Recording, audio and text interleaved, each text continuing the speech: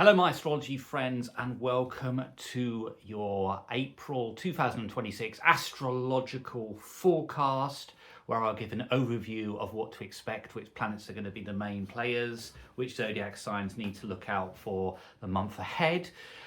Before I do this, just to say, please become a subscriber. It really helps to spread the word of astrology, and also like the video. So I'm going to start off with an overview, and in the next stage I'm going to look at the 12 zodiac signs from your sun sign and rising sign for the month of April 2026. So let's get started with the overview. So this is a really fascinating month. Why? Because all the planets are moving forward.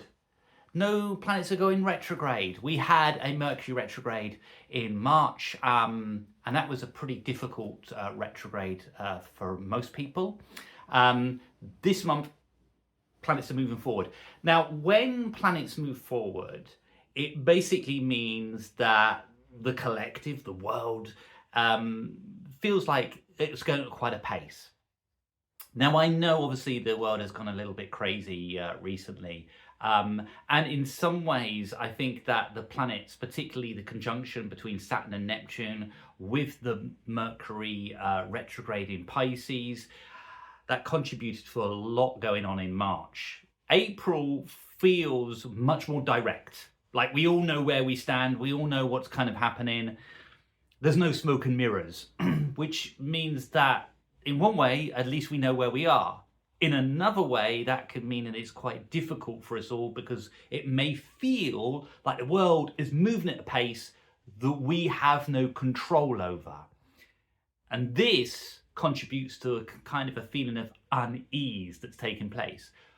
What is manifesting here is a kind of a sense of a new cycle, but it's the seed of an idea of a new cycle, not the full manifestation of it that we are all experiencing. And this is the problem, I think, with a lot of how other people are feeling, is that when you get planets like Saturn and Neptune that make a conjunction, and they made a conjunction at 0 degrees, which is the start of the astrological wheel, the spring equinox, if you like, then what you get is a kind of a sense of things starting to shape the way that we act and respond, and the way that society is built at this time. Now, this is significant because for all of us, the old way is kind of dying. What we're experiencing now is a new way of living life. Now, we might not all immediately feel this. We might be kind of in this slightly discombobulating kind of sense of where is everything going and what do I do? The general feeling for most of us out there is a feeling that we're the hamster around the wheel, but the wheel is getting faster and faster and faster. So we might lack a vision of where we're going with it all. And this is really kind of significant because for a lot of us, there is a general feeling of unease, as I said earlier. But what April brings out is at least we start to know where we're going and what we're doing. That's really important. At least there is a less of a kind of ambiguity around the world, because there has been a lot of ambiguity. In terms of astrological events, the big one is on the 26th of April. Uranus will enter into Gemini, and it will remain there for about 6.5 years. It does not go transiting back to Taurus. And this is excellent because when we talk about revolution, which Uranus rules, we talk about the Geminian themes of education, of technology, of communication, of transport. These areas being revolutionized over the next 6.5 years to an extent that they will change how we view life, what we want, and how we react to it, particularly in the education aspect. It also will talk about AI in how we communicate. So if you're on board with AI, then fantastic. But if you're not on board with AI, then you may well feel like it's just sort of passed you by and you're going, well, how do I make use of this new technology? So it's worth getting on board. It also means that because Uranus is in modern astrology rules Aquarius. So in a sense, Gemini being an air sign, like the cousin of Aquarius, Uranus actually can function within Gemini. It has more freedom, it has much more expression, it can circulate. Whereas in Taurus over the last 7 years, it's been stodgy. It hasn't, it's been tense. And it's led to quite volatile reactions to situations and decisions that are being made. And so we go into where Uranus can suddenly function. Suddenly it can do stuff without it having that tenseness, without it having that kind of sense of, it not really being quite destructive or disruptive that Uranus can be. So this is an important astrological event. And when we look at the outer planets, we know that Pluto is now in Aquarius, we know that Neptune is now in Aries, and we know now that Uranus has gone into Gemini. So major astrological shifts are taking place. And this is the final one for the next cycle, the next zeitgeist, the next shift that is going to happen in the world. And this means that as a collective, we all are absorbing this, taking it in, and energetically seeing how we feel about it. You know, when a shift happens, you don't all kind of go into it and go, oh yeah, I feel great. You're going to feel a little bit of polarity. You're going to feel like, oh, I feel like there's something actually happening here. There's a new shift, but you also kind of feel a bit unbalanced with it because you're thinking, well, hang on here, how's this going to pan out? And I might need to change the way that I respond to life in order to get this shift into the next level of where it needs to be. On the 2nd, we've got a full moon in Libra, and on the 17th, we've got a new moon in Aries. Those two are polarity points in the zodiac signs of the individual Aries and relationships Libra. So that becomes a talking point over April. Mercury is going to be at the start of the first week and a half, going through Pisces, catching up with itself, slightly going through its shadow period of its Mercury retrograde until it goes into Aries, which will be in the middle of the month. Venus is also going to be in Taurus. Really absolutely significant because Venus loves to be in Taurus. This is right at the beginning of the month and pretty much stays there till about the 24th. Venus and Taurus just enjoy. That's about relating. That's about aesthetics. That's about self-value and how we value ourselves. Really nice combination. We got Mars at the start again in Pisces. We're still with that slightly Piscean energy before it shifts into Aries around about the 10th. Jupiter is hurtling through Cancer, doing really well through Cancer and its last kind of stages, last couple of months before it shifts into Leo. We've got Saturn, of course, firmly in Aries. Uranus, as I spoke about earlier, is shifting on the 26th into Gemini. Neptune is firmly in Aries and Pluto is traveling forward in Aquarius.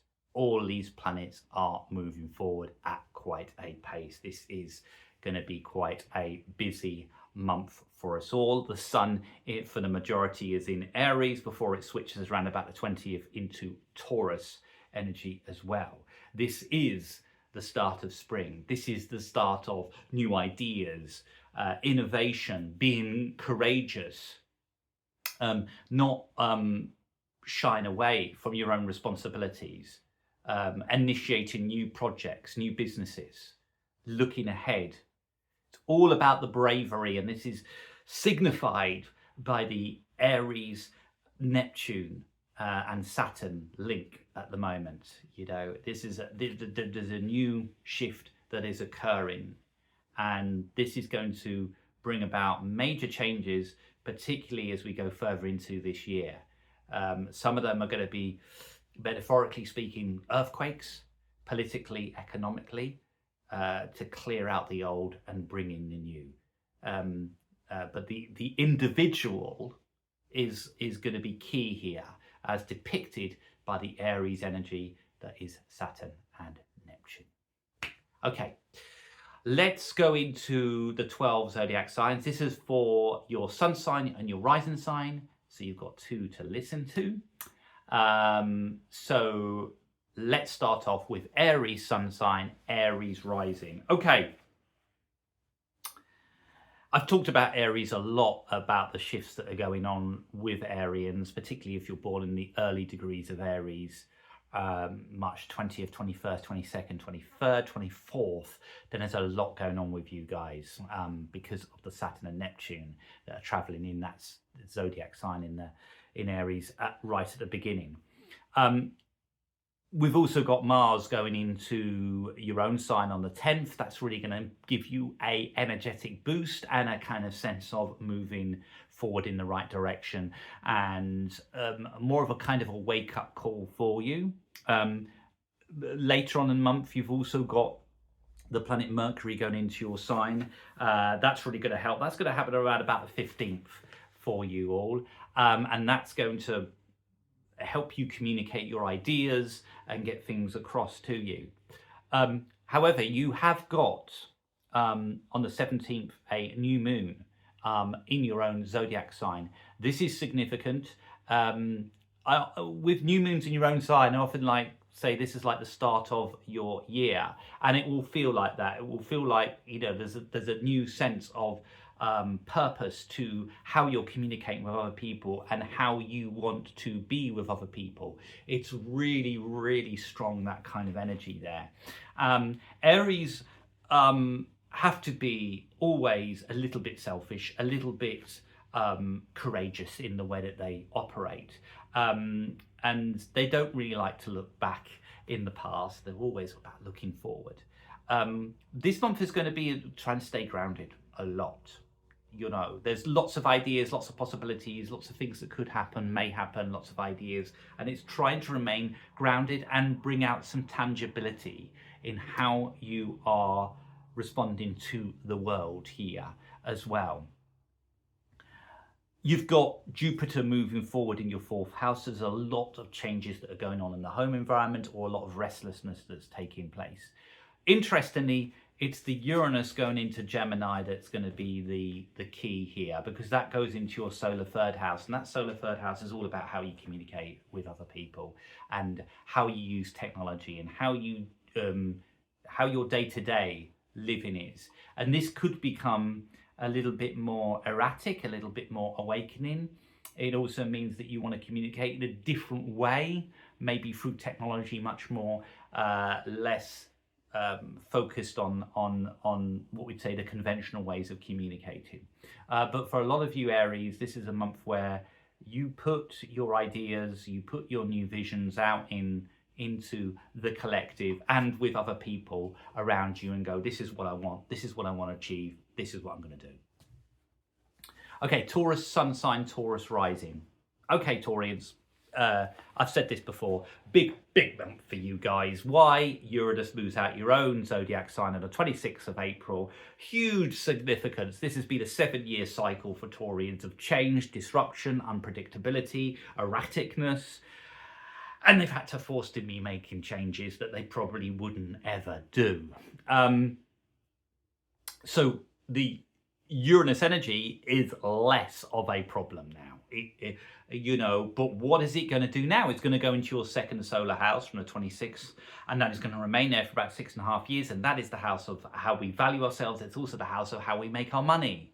So Taurians are going to have to start to think innovation in terms of how they make the money. They might want to be much more independent in the way that they're making the money. They might want to have 2 occupations to make their money. They might be using more technology, more AI, more online than they've done before. They might feel a need to value themselves on not what they earn, but what they're contributing to society a lot more. This is a humanitarian combination.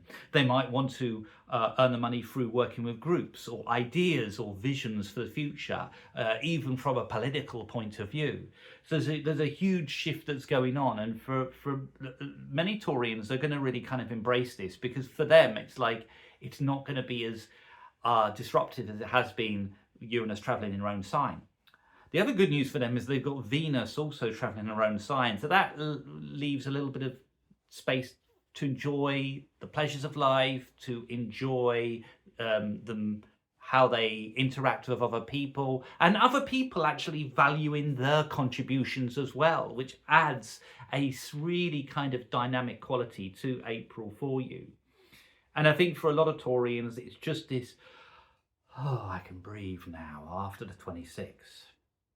You know, but also you take the experiences of the last 7 years and you learn and you go, do you know what?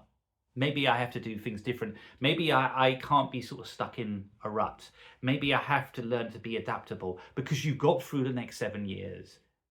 You're at the other end, but you learn from it. You gather that all out and you put it into the present. And if you do that, then you gain the liberation that Uranus is always looking for. Okay, Gemini Sun, Gemini Rising. This is a big month for you.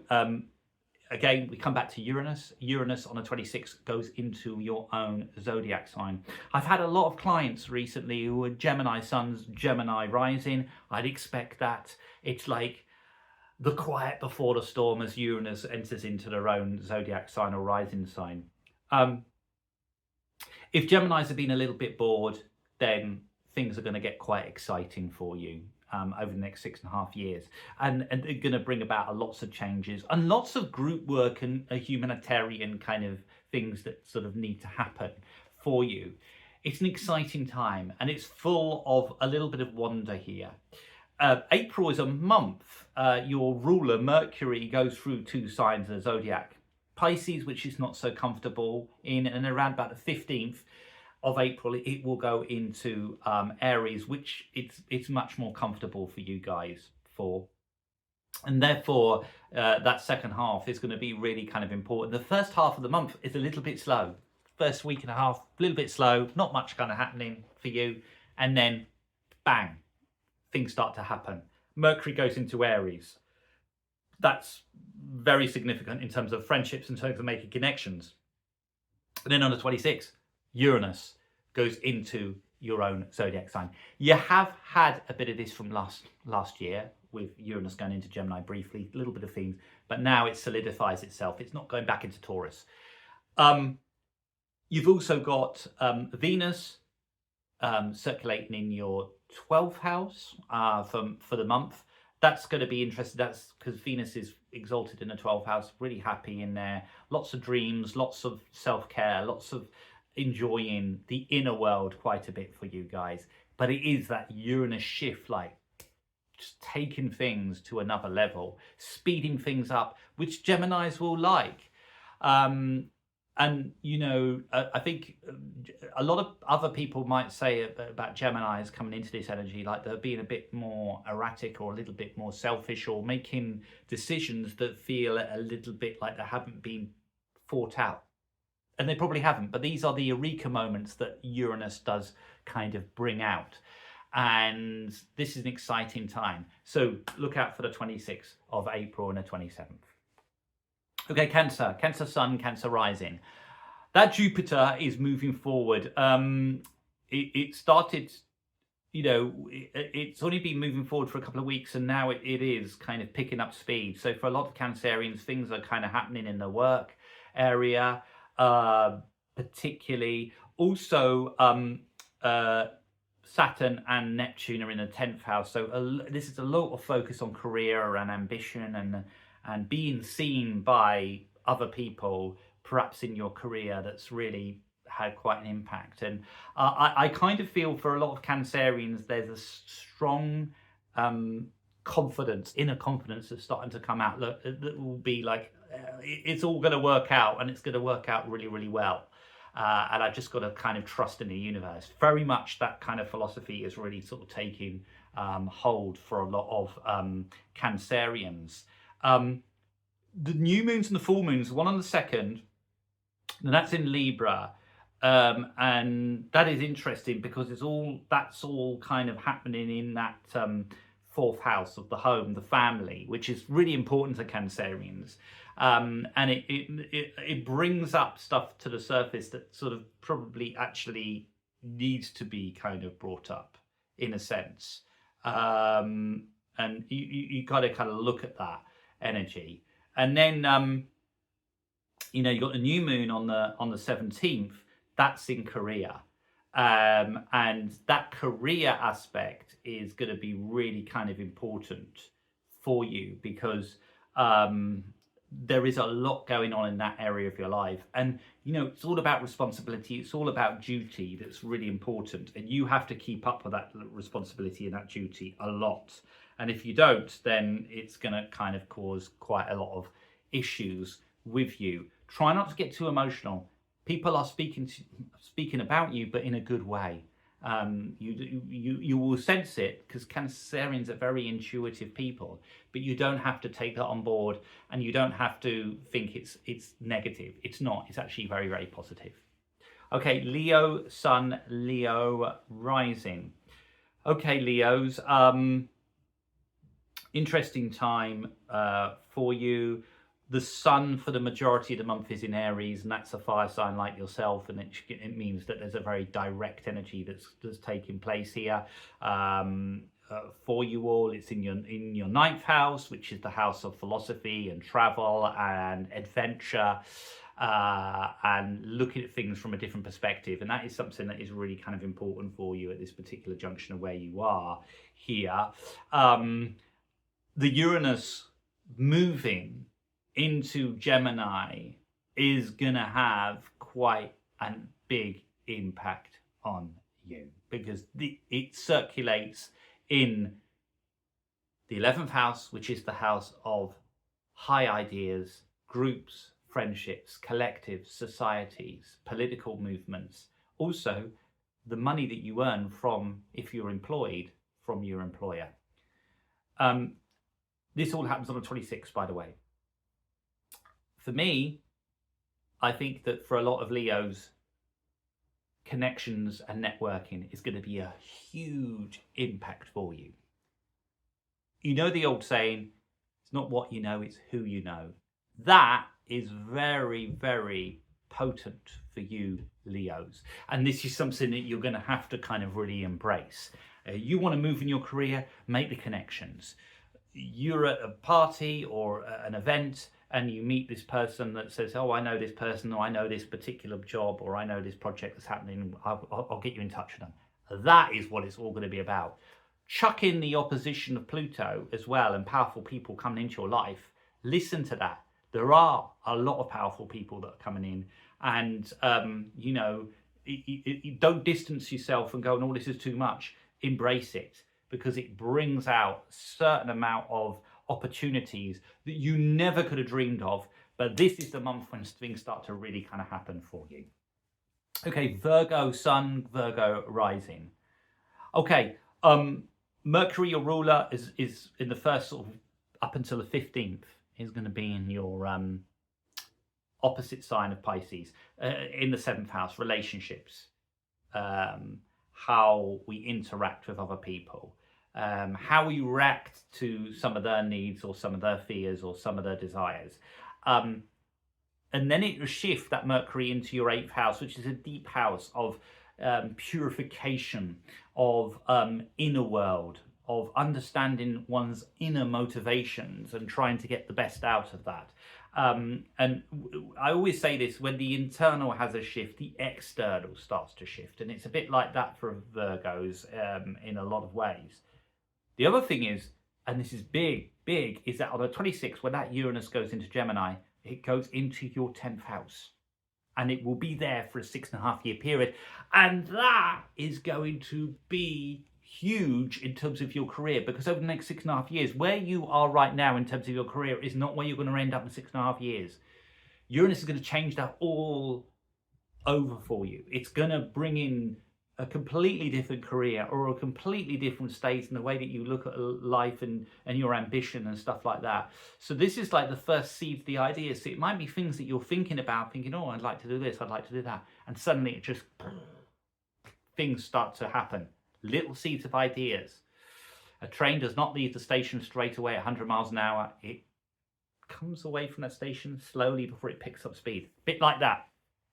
Huge, huge, huge potential for you guys, for you Virgos, you know, and it's gonna affect your home life. It's gonna affect your individuality. It may even affect your relationships, because suddenly you're gonna have these moments of eureka moments of, I want to do things differently. I want freedom in my career. I don't want to be stuck in one place. I want independence. And with Uranus, that is what you get if you work with it. Okay, Libra Sun, Libra rising. Venus, your planet is that rules you, is in your cousin Taurus, which, you know, is in the 8th house. So it's not really kind of seen. So you might feel a little bit sort of like being much more kind to yourself. Being a little bit more demonstrating to others that you care, that you support, that you are there for them, and create the space for them to have a certain amount of trust in you. 26, Uranus going into your 9th house.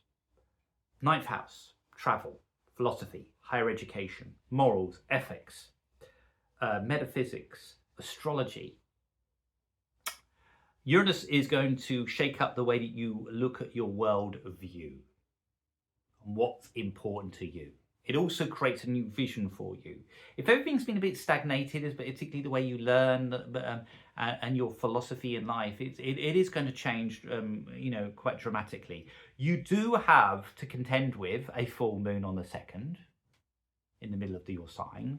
So, you know, with all full moons, everything kind of magnifies itself. So you've just got to be kind of a little bit, right, okay, I need to ground myself. I need to keep myself centered here. Librans, you know, it's making those big decisions they're fine with. Actually, most Librans, it's the small ones that they get caught out on. And sometimes you need to be brave. And the new moon on the 17th in your opposite sign, it gives you that, right, I've got to make decisions. This is a month of making decisions for you, Librans. There's no doubt about it. You've got the new moon and the full moon in your own sign and the polarity of Aries. You've got Uranus coded into Gemini. This is, in a lot of ways, time for you to kind of come away from the shackles of your own inner self and go, do you know what? I'm just going to be really, really brave with this. You know, because you have Saturn and Aries to contend with. Not Saturn, Saturn and Neptune in Aries to contend with. So, you know, Saturn particularly is kind of being, right, got to be disciplined, got to grow up, got to kind of, you know, take things seriously and plan and look at the long term. That's what Saturn's going to be going on at you for the next couple of years. There's no kind of ways of you trying to get around things, shortcuts or anything like that. It'll want you to focus and be disciplined. But if you do that, you get rewards. Remember that. You will get rewards. Internally, you're going to feel it. Externally, you're going to feel it with people around you. That is the way it works. Okay, Scorpio Sun, Scorpio rising. Scorpios, look, if your relationship area has been a bit of a mess over the last 6.5 years, or people have come in, things have been broken up, all that kind of stuff, listen, it's going to calm down. Uranus is going to shift from your 7th house into your 8th solar house, and that is going to calm things down in the relationship area of your life. It does go into your 8th house, which is your natural zodiac house, and that is the house of what we would say deeper issues. I call it the therapeutic house. It's where we delve into stuff and find out our inner motivations and what makes us tick and what makes us work.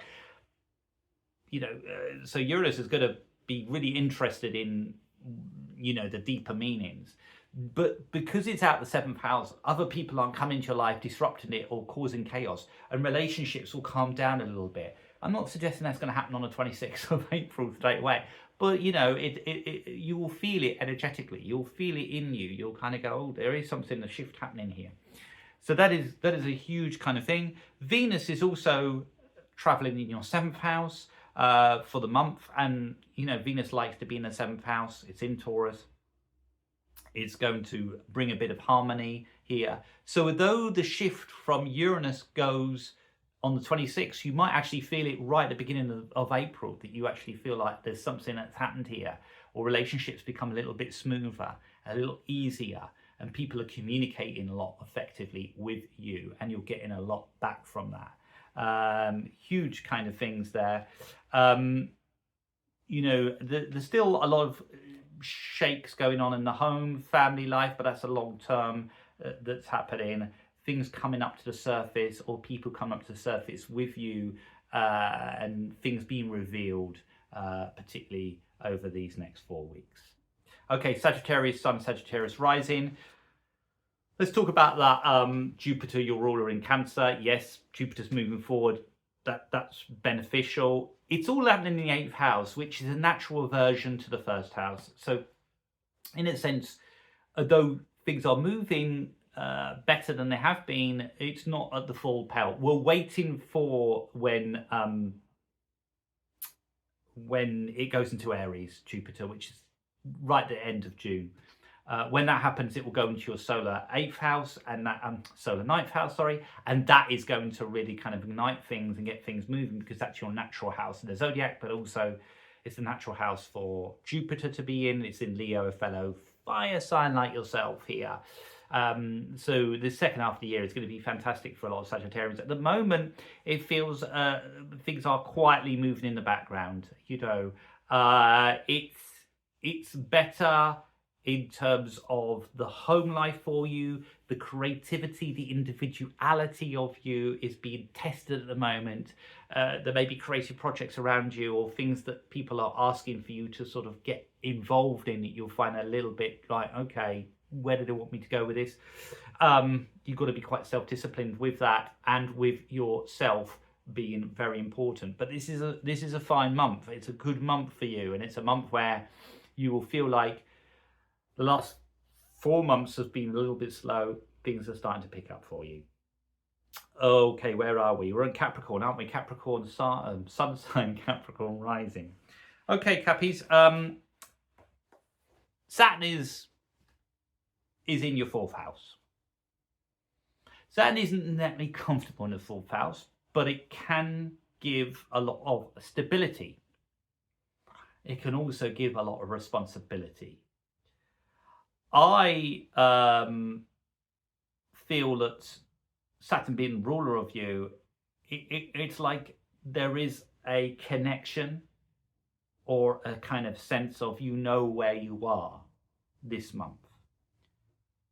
We've got a new moon also on the 17th in your 4th house. So there's a lot to do with family stuff and home life.